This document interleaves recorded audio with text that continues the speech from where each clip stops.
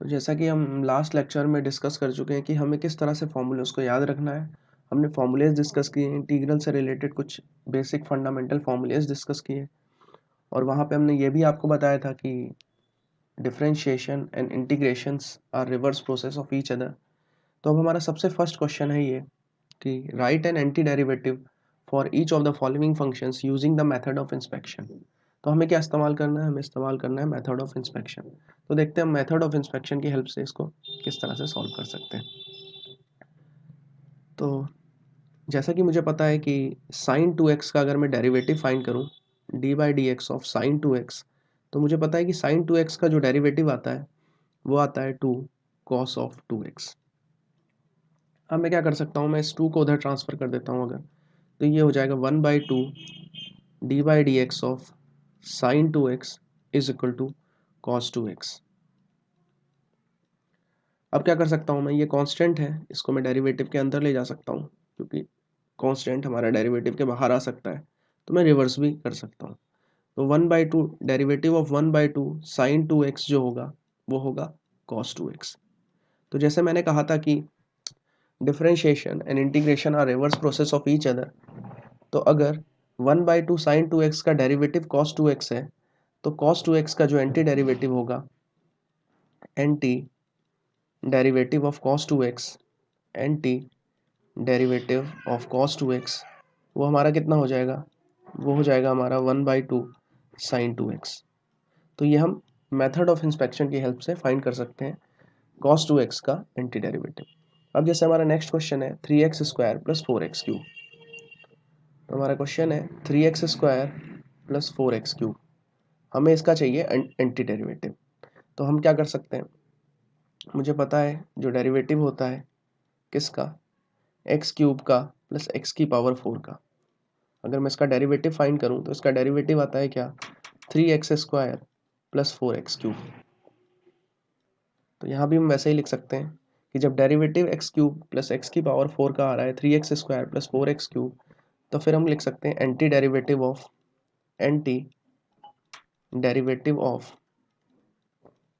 3x² plus 4x³ will be x³ plus x to the power 4। ये हमारा second question हो गया। Third जो हमारा पार्ट है, इसमें थर्ड पार्ट में हमारा क्या गिवन है, थर्ड पार्ट में गिवन है कि एंटी डेरिवेटिव ऑफ 1/x, हमें 1/x का एंटी डेरिवेटिव फाइंड करना है। तो मैंने यहाँ पे लिखा, मुझे पता है डेरिवेटिव ऑफ log x जो होता है, log x का जो डेरिवेटिव होता है वो होता है 1/x। अच्छा, इसने क्या बोला है यहाँ पे, x should not be equal to 0 होना चाहिए, x 0 के इक्वल नहीं होना चाहिए। ठीक है, x अगर 0 के इक्वल नहीं होना चाहिए, अगर मैं यहाँ x पॉजिटिव वैल्यू, वैसे log में 0 डिफाइन नहीं है, अगर मैं पॉजिटिव वैल्यू डालूँ तो कोई प्रॉब्लम नहीं है, बट नेगेटिव वैल्यू अगर मैं डालूंगा तो log में अनडिफाइंड हो जाता है। तो मैं एक काम करता हूँ, यहाँ पे मॉड डाल देता हूँ। अब नेगेटिव वैल्यू होगी तो मॉड उसको भी पॉजिटिव कर देगा, और पॉजिटिव तो पॉजिटिव रहेगा। तो मैंने यहाँ पे देखा derivative of log of mod x क्या आएगा, 1/x आएगा। यहाँ पे x 0 नहीं हो सकता, पॉजिटिव भी हो सकता है, नेगेटिव भी हो सकता है, तो derivative of log of mod x आएगा 1/x। तो अगर मैं बोलूँ कि एंटी डेरिवेटिव ऑफ 1/x क्या होगा, एंटी डेरिवेटिव ऑफ 1/x, तो एंटी डेरिवेटिव ऑफ 1/x हमारा क्या आ जाएगा, वो आ जाएगा हमारा log of mod of x, जहाँ पर x हमारा 0 के इक्वल नहीं है। तो ये हमने मेथड ऑफ इंस्पेक्शन के हेल्प से इन तीनों क्वेश्चन को सॉल्व किया। तो जनरली हमें क्या करना होता है, हमें जनरली फॉर्मूले का यूज़ करके हमें ऐसा उल्टा जाना नहीं होता है। ये इसमें क्वेश्चन दिया है वैसे मेथड ऑफ इंस्पेक्शन, ताकि हम यहाँ से ये इन्फॉर्मेशन निकाल पाएँ कि डिफरेंशिएशन और इंटीग्रेशन दोनों रिवर्स होते हैं। जनरली हमें क्या करना होता है, जनरली हमें डायरेक्ट फॉर्मूलेस को अप्लाई करके हमें सिंगल डायरेक्शन में ही मूव करना होता है। तो अब हम नेक्स्ट क्वेश्चन की तरफ चलते हैं। जैसा कि हमें ये क्वेश्चन दे दिया, फाइंड द फॉलोइंग इंटीग्रल्स, हमें इन इंटीग्रल्स को फाइंड करना है। तो इस इंटीग्रल्स को हम कैसे फाइंड कर सकते हैं, तो सबसे फर्स्ट पार्ट देखते हैं हम। हमारा फर्स्ट पार्ट जो गिवन है वो है integral of x³ - 1 by x² dx।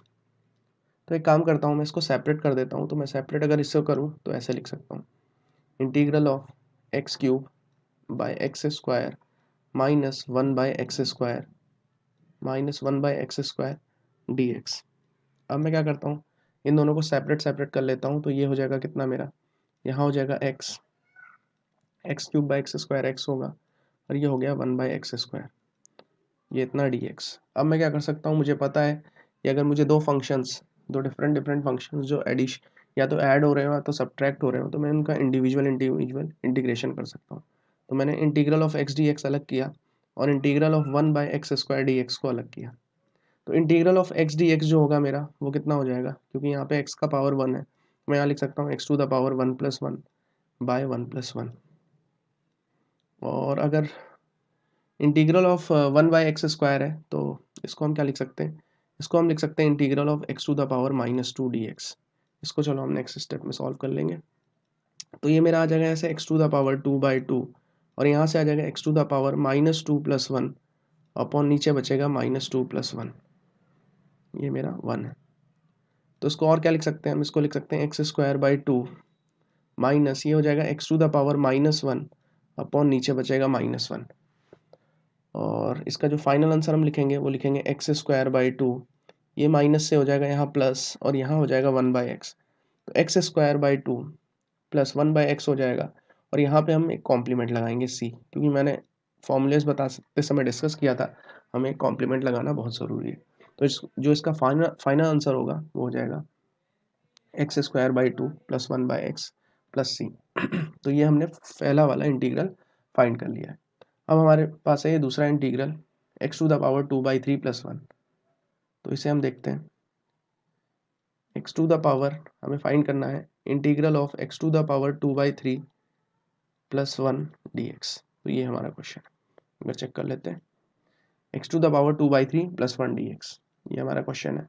तो हम क्या करें, इसको सेपरेट कर लेते हैं। तो x⁻2/3 को मैंने अलग कर दिया dx plus integral of 1 dx, इन दोनों को अलग कर दिया मैंने। तो x⁻2/3 dx मेरा फॉर्मूला जो मैं अप्लाई करने वाला हूँ, मेरा फॉर्मूला क्या है, x⁻n+1/n+1, जैसा कि हम डिस्कस कर चुके हैं फॉर्मूला। तो उसी फॉर्मूले को हम अप्लाई करने वाले हैं। तो ये आ जाएगा x⁻2/3+1/2/3+1, और ये 1 dx का हो जाएगा मेरा x, और एक कॉम्प्लीमेंट लगा देते हैं c। तो ये आ जाएगा मेरा 2/3+1 किया मैंने, तो 2/3+1 करूँगा मैं, तो आ जाएगा ये 5/3, x⁻5/3 अपॉन में नीचे आ जाएगा 5/3 प्लस x प्लस c। ये 5/3 है, इसको मैं रिवर्स करूँगा अगर, तो ये आ जाएगा 3/5 x⁻, ये है 5/3 प्लस x प्लस c। तो ये आ जाएगा मेरा इसका एंटी डेरिवेटिव। तो ये हमने क्या किया, हमने डायरेक्ट फॉर्मूले की हेल्प से फाइंड किए। तो ये दो एंटी डेरिवेटिव्स मैंने फाइंड कर लिए हैं, दो फंक्शंस के एंटी डेरिवेटिव। नेक्स्ट वाला जो है मेरा, आइए नेक्स्ट वाला देखते हैं। थर्ड पार्ट जो है, थर्ड पार्ट है मेरा integral of x⁻3/2 plus 2e⁻x, x⁻3/2 plus 2e⁻x, और मेरा क्या है, और मेरा -1/x dx। इसका मुझे एंटी डेरिवेटिव फाइंड करना है। तो उसके लिए क्या कर सकते हैं हम, x⁻3/2 है, तो उसको हम लिख सकते हैं x⁻3/2 plus 1/3/2 plus 1 plus 2 integral of e⁻x dx अलग हो गया, minus integral of 1/x dx, ये मैंने अलग लिख दिया।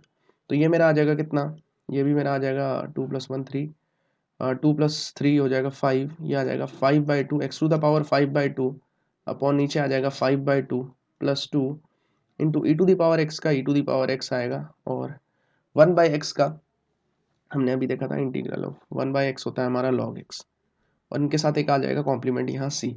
तो इसे और अच्छे से हम लिखें तो ऐसे लिख पाएंगे 2/5 x⁻5/2 plus 2e⁻x minus log x plus c। तो ये हमारा फाइनल आंसर हो जाएगा।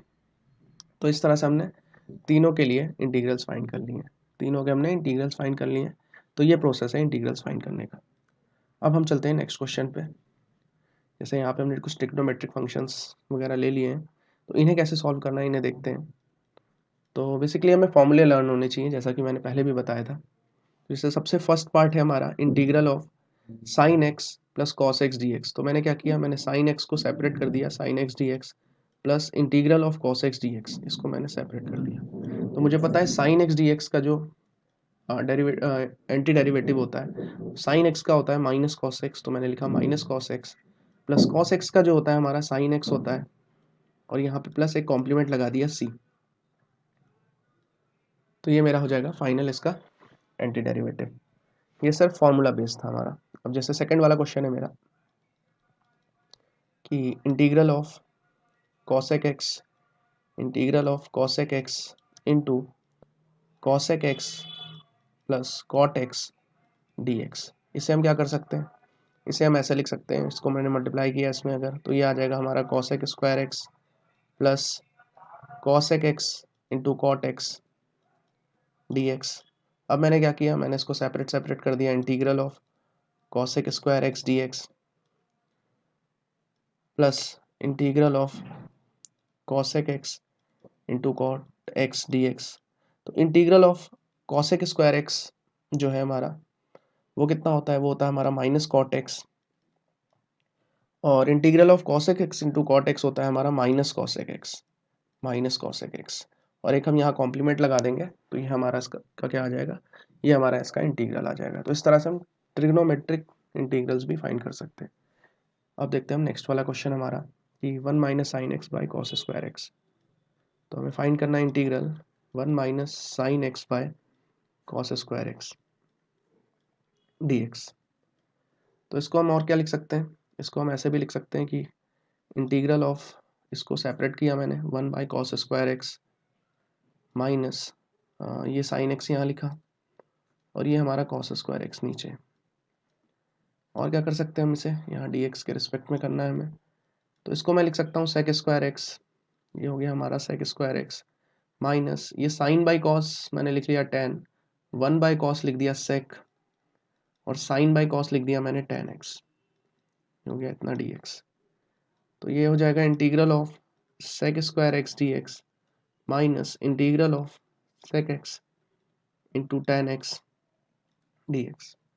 तो integral of sec square X dx हमारा कितना होता है, ये होता है हमारा टेन एक्स, और integral of sec X into tan X होता है हमारा कितना, सेक एक्स। तो हम इसे लिख सकते हैं tan X minus sec X plus complement लगा देंगे c, तो ये आ जाएगा हमारा इसका इंटीग्रल। तो इस तरह से हम इंटीग्रल्स फाइंड कर सकते हैं अगर हमें फॉर्मूलेज वगैरह लर्न है तो। जैसे अब नेक्स्ट क्वेश्चन पे आते हैं। नेक्स्ट क्वेश्चन है हमारा कि find the anti derivative f, anti derivative f of f defined by f of x is equal to 4x cube minus 6 where f of 0 is equal to 3। तो इसे हम solve करते हैं, आइए। तो f ऑफ x हमारा given है कितना, 4x क्यूब माइनस 6। अब हम क्या करते हैं, अब हम इसका एंटी डेरिवेटिव फाइंड कर लेते हैं। तो एंटी डेरिवेटिव फाइंड करते हैं अगर हम, तो ये कह रहा है कि f है इसका एंटी डेरिवेटिव, तो मैंने लिखा f of x is equal to, ये कितना हो जाएगा, इसको हम इंटीग्रल कर लेंगे इसका, तो integral of 4x cube minus 6 किसके रिस्पेक्ट में, dx के रिस्पेक्ट में। तो 4 मैंने बाहर किया, integral of x cube dx हो जाएगा, माइनस 6 इंटीग्रल ऑफ dx हो जाएगा, तो ये हो गया 4, एक्स क्यूब का हो जाएगा x का पावर 4/4, और माइनस ये आ जाएगा हमारा 6, ये हमारा 4 कैंसिल हो जाएगा, ठीक है, और एक कॉम्प्लीमेंट भी हम यहाँ लगाएंगे, तो x की पावर 4 माइनस 6 प्लस c, ये आ गया हमारा क्या, f ऑफ x। और हमें गिवन है, given f of 0 is equal to 3, f of 0 is equal to 3 given है, तो मैंने रखा यहाँ पे f ऑफ x की जगह 0 अगर रखा, तो ये आ गया 0 का पावर 4 और माइनस, अच्छा ये मेरा 6 इंटीग्रल ऑफ dx है, तो यहाँ x आना चाहिए था, तो ये 6x, तो माइनस 6 इंटू 0 प्लस सी, और f ऑफ 0 हमारा कितना है, 3 है, तो c हमारा कितना आ गया, 3। तो जो मेरा f ऑफ x आएगा, f ऑफ x यहाँ से इसमें रखते हैं वैल्यूज़, तो f ऑफ x जो मेरा आएगा वो कितना आ जाएगा, x का पावर 4 माइनस 6x प्लस 3। तो ये हमारा फाइनल आंसर होगा, f of x is equal to X to the power 4 minus 6x plus 3। तो इस तरह से हमने कुछ बेसिक्स फॉर्मूले इस्तेमाल करते हुए एकदम बेसिक इंटीग्रेशन के बेसिक क्वेश्चंस डिस्कस किए।